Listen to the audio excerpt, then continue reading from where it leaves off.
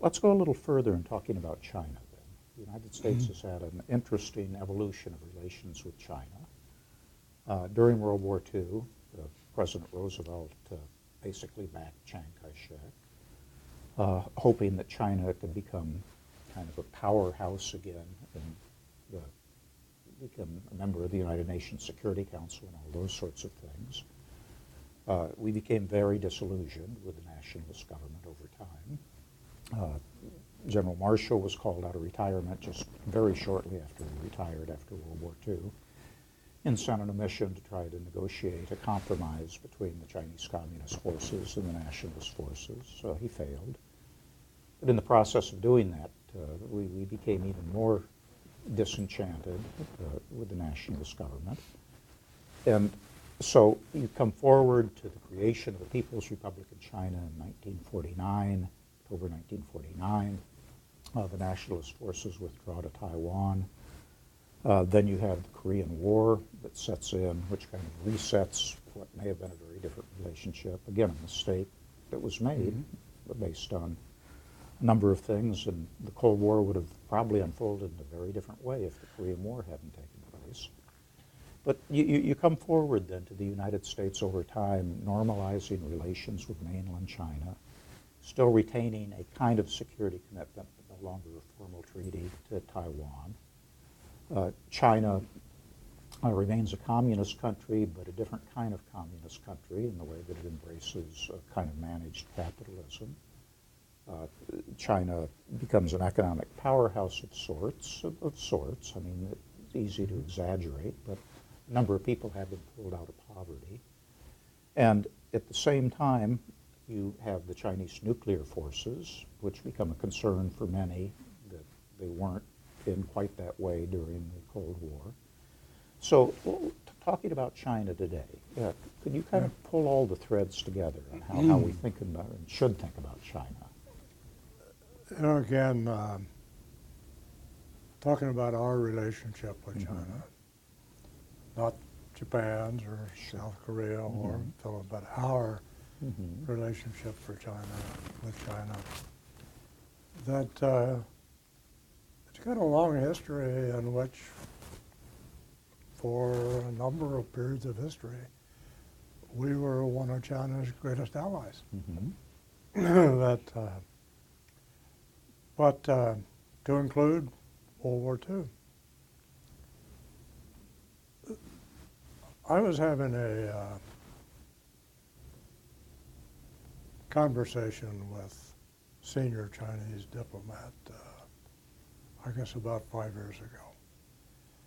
And we were talking about what's really driving China's worldwide reach, what really drives that. He said, well, General Welch said, you have to look at the fundamental fact that in China, by the way, I had been to Xi'an during the harvest and had watched how they harvest corn, which is with hand size and horse-drawn carts, and this was 5 years ago, and plowing the field with hose, etc. And I had asked him, this is connected to this point, I had asked him, I told him I watched the harvest and I didn't see a single internal combustion engine. Why don't you take some of your industrialization, which I see in Beijing, and export to the countryside? He said, General Welch, today we have 100 million excess farmers in China.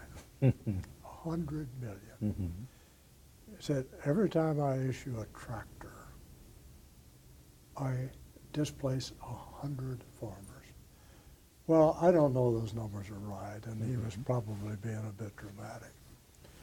But what he was getting to is that if the Chinese system is to continue to work, I would interpret that if the regime is to stay in charge, they've got to find employment for 100 million excess farmers. imagine this country facing something of that magnitude. Mm-hmm. Say, since we have a fourth of their population, maybe a fourth of that, 25 million excess farmers. So anyway, what that says is that we have to grow our economy Mm-hmm. at about this pace, and that is a national imperative in China. And everything else is secondary. Mm-hmm. And the reason it's a national imperative is that has to do with the survival of the system.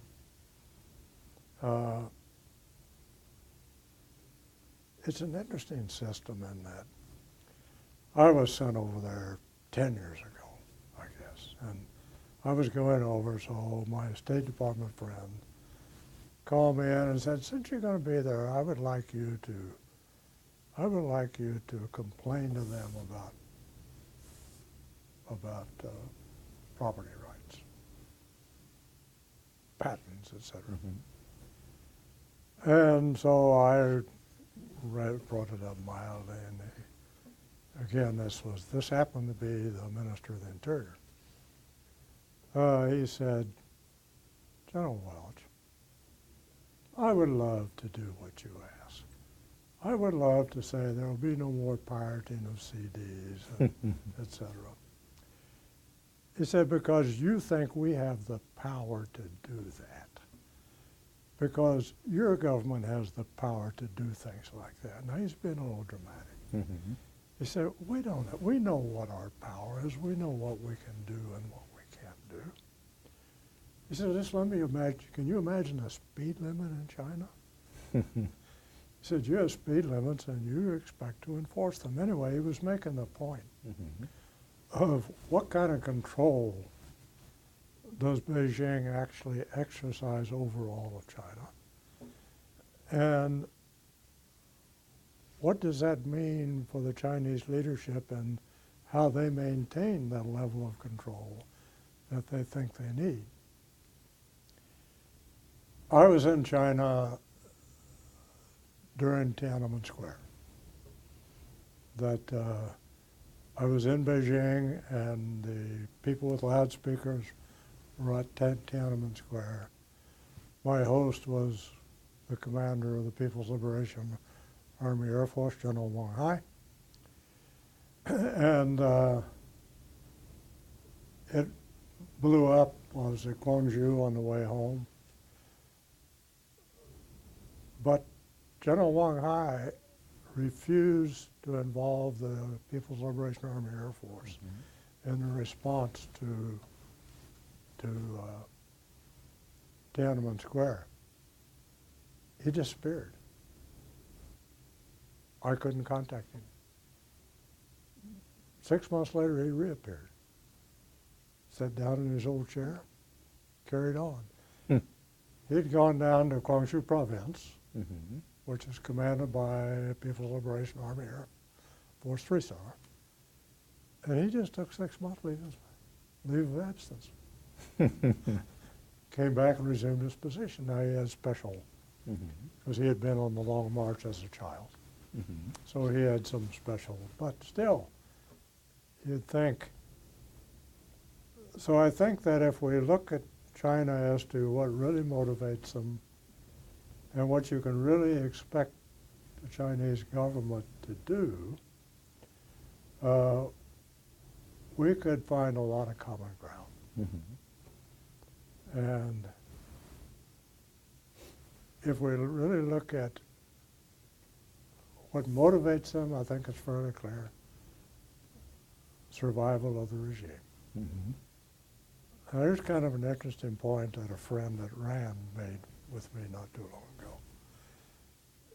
He said if China thinks that we're trying to destroy their regime, then they should relax because we've already done that. And then he changed it and said, we didn't do it, economics did that.